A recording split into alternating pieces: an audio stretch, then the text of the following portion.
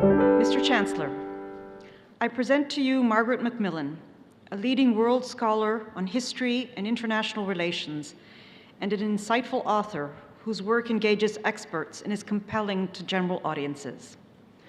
Margaret Macmillan began her academic career at the University of Toronto, where she completed her Bachelor of Arts, followed by her graduate degrees at Oxford University. Her research specializes in British imperial history and international history of the 19th and 20th centuries.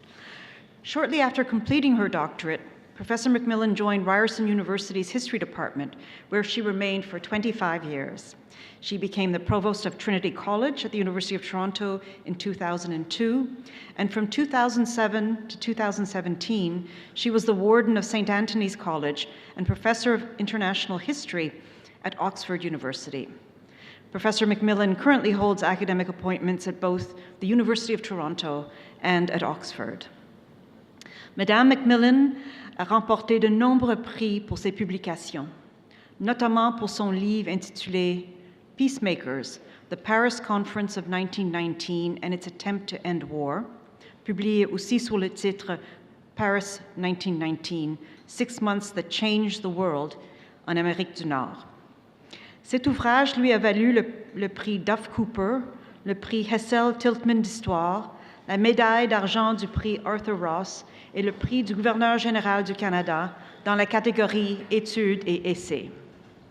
Madame Macmillan a aussi été la première femme à recevoir le prix Samuel Johnson dans la catégorie Essais.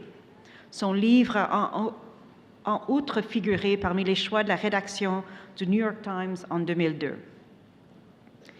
In her 2015 CBC Massey Lecture Series entitled History's People, Personalities and the Past, Margaret Macmillan examined the important and complex relationship between biography and history, peoples and their times, through her exploration of dreamers, explorers, and adventurers who have made a significant impact on history.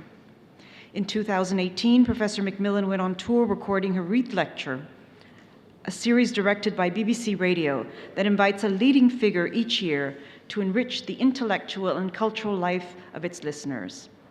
Margaret Macmillan's series, entitled The Mark of Cain, explored the tangled history of war and society and our complicated feelings toward it. In 2006, Professor Macmillan was invested as an officer of the Order of Canada and promoted to a companion to the Order of Canada in 2016. In 2018, she was appointed a Companion of Honor for services to higher education, history, and international affairs, thus joining an elite group with only 65 members at any one time. With a gift for storytelling, Margaret Macmillan has established herself as an innovative historian and educator, captivating generations of students and audiences around the globe.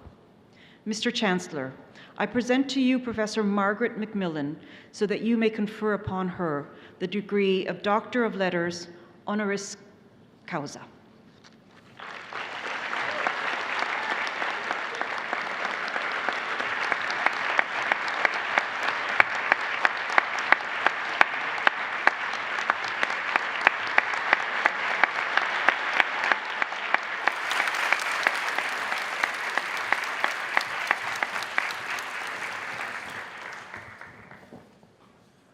It's now my great pleasure to call upon McGill's most recent graduate, Professor, or should I say Dr. Professor Margaret Macmillan, to address convocation. Professor Macmillan.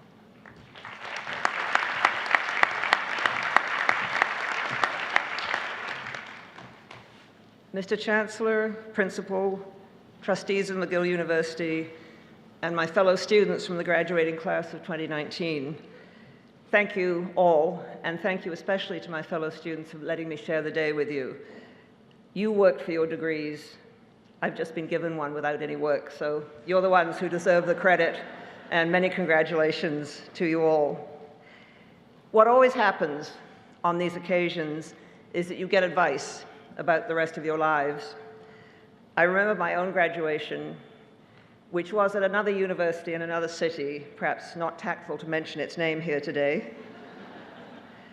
And I can't remember a word of the advice, I can't remember who got the honorary degree. I actually looked it up the other day, and it was a very distinguished mathematician and a very distinguished economist. And so probably, my fellow students, you're not going to remember very much of what I say. And so I'm not going to give you advice. I'm going to give you 2 wishes instead. My first wish is that you continue to be, as you clearly are, curious. If you weren't curious about the world, about the many and interesting and complicated things in it, you wouldn't be here today. And so I hope that you will maintain that curiosity for the rest of your lives. And I hope, many of you have already done this, but I hope you will all find something that you really, truly love doing. Collecting something, researching something, working at something, something that really engages you, because it is something that gives such pleasure in life. I'll talk just a little bit, if I may, about my own enthusiasm, which has stayed with me from as long as I can remember to the present, and I hope will stay with me, and that is my love for history. Why I like history so much?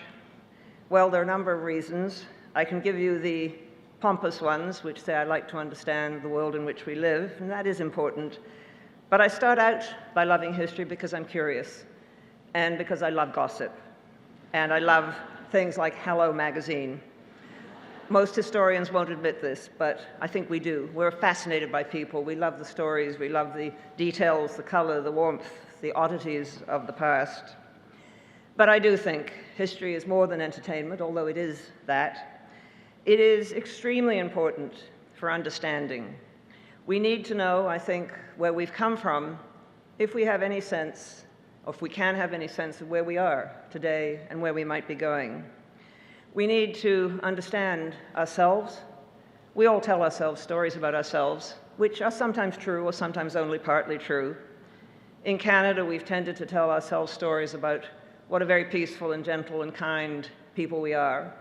And that is part of the story, but we have other sides to our history, and we need to know about those too. We need to look at ourselves squarely and understand both our good sides and our bad sides. And we need history to understand others. We are all products of our own particular histories, and so are the others with whom we meet. And we can't understand each other unless we understand something of what it is that has made us what we are. I think it's impossible to understand why the Chinese behave as they do today without understanding something of the long and very difficult history of China in the recent years. Impossible to understand Russia and why Prime Minister President Putin behaves as he does without, again, understanding something of the history of Russia. Impossible to understand the complicated and difficult questions which so trouble the Middle East without understanding both sides, or many sides in the Middle East, and without understanding what it is that the different protagonists, the different peoples participating in these complex issues are remembering about their own pasts. And so I think simply for understanding history is enormously important. But I think it also helps us to ask good questions. And if we can't ask good questions, we don't have much hope of understanding the present or making any sort of guess about where we might be going. And so history, and it's not only history that does this, sociology does it, philosophy does it, political science does it, science does it. All of these disciplines help us to formulate questions. But I think history helps us to ask about our own times and helps us to at least ask intelligent questions about where we might be going. If you think of history like a series of road signs, you're driving along a road, everything seems clear, the road is very smooth ahead, and then you see a sign saying, "Be careful, sharp curve ahead." That's what history can do. It can give you some warning of what might happen if you do certain things. And I think finally, where history can be, I think, both useful and helpful, and indeed essential in understanding ourselves and the present and what the future might mean, is it can help to inoculate us against those who claim to talk in history's name. So often we hear leaders of various sorts, whether political or social or religious, saying, history teaches us that we must do such and such. History will teach us that those people over there in that country will always be hostile to us. We can never get on. History will teach us that Christians or Muslims or Hindus or Jews or Buddhists have always been such and such, and therefore they will never change. And this is wrong. And I think we need to know that history can be used for very dangerous purposes. It can be used for understanding, it can be used to ask good questions, but it can also be used for very dangerous stories which can divide us one from the other and divide people from each other. And so I'm not expecting you all to rush out and want to do history, but remember, I think, how important it is and how important it is to keep an open mind and keep being curious. Well, I have one final wish for my fellow graduates and for their families, and that is that you go and celebrate as you all deserve. This is a very special day.